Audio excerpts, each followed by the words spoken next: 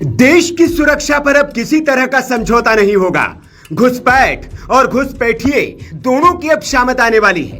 गृह मंत्री अमित शाह के निर्देश पर केंद्र सरकार ने अब बड़ा कदम उठा लिया है। पाकिस्तान, बांग्लादेश, नेपाल और म्यांमार से सटी अंतरराष्ट्रीय सीमाओं के 30 किलोमीटर के भीतर बने सभी अवैध मजहबी ढांचे अब ढहाए जाएंगे। मतलब न बचेगी मस्जिद, न बचेगी कोई मजार। ये आदेश सीधे गृह मंत्रालय से जारी हुआ है। राजस्थान, उत्तर प्रदेश, गुजरात, असम, जम्मू कश्मीर, बिहार समेत 17 राज्यों को साफ कहा गया है, सीमा के भीतर 30 किलोमीटर के दायरे में एक भी अवैध धार्मिक निर्माण नहीं बचेगा। मिशन शुरू हो चुका है। गुजरात के समुद्री इलाकों में 4000 वर्ग फीट तक फैले अवैध ढांचे तोड़े जा चुके हैं। यूपी में नेपाल बॉर्डर से लगे जिलों में 298 अवैध मस्जिदों को चिन्हित किया गया है। कई को ध्वस्त भी कर दिया गया है। ये कदम केवल अवैध निर्माण हटाने का नहीं, बल्कि घुसपैठियों और डेमोग्राफिक बदलाव की साजिश को खत्म करने की शुरुआत है।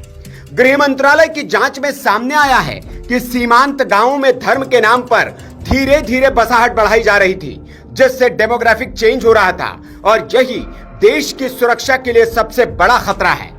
अब अमित शाह का आदेश है, सीमा के भीतर कोई अवैध निर्माण दिखे तो तुरंत ध्वस्त करें। दरअसल गृह मंत्री शाह ने हाल ही में गृह मंत्रालय के सीमा प्रबंधन विभाग की बैठक ली थी, जिसमें आईबी निदेशक और राज्यों के मुख्य सचिवों को आदेश दिया गया था कि सीमांत जिलों के कलेक्टर से यह सुनिश्चित कराया जाए कि सीमा के 30 किलोमीटर भीतर कोई अवैध निर्माण न हो और अगर कहीं मिले तो उसे तुरंत ध्वस्त कराए। साथ ही पलायन रोकने के बाद टूरिज्म आदि से ऐसी व्यवस्था करे कि सीमावर्ती गांवों का एक भी घर खाली न रहे।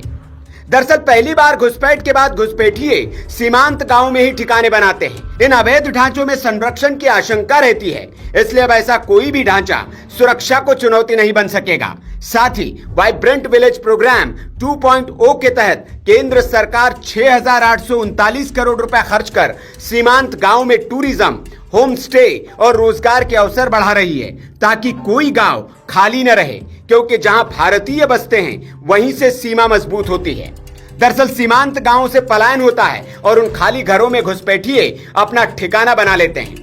लेकिन अब ऐसे गांव में टूरिज्म बढ़ाकर होम स्टे की योजना लाकर पलायन रोका जाएगा और लोगों को अपने गांव वापस लौटने के लिए प्रेरित किया जाएगा। प्रधानमंत्री नरेंद्र मोदी ने 15 अगस्त को घोषणा की थी, एक हाई पावर मिशन डेमोग्राफिक बदलाव की जांच करेगा। अब उसकी रिपोर्ट आने वाली है और उसके बाद सरकार घुसपैठ के खिलाफ सबसे बड़ी कार्य योजना लागू करने जा रही है।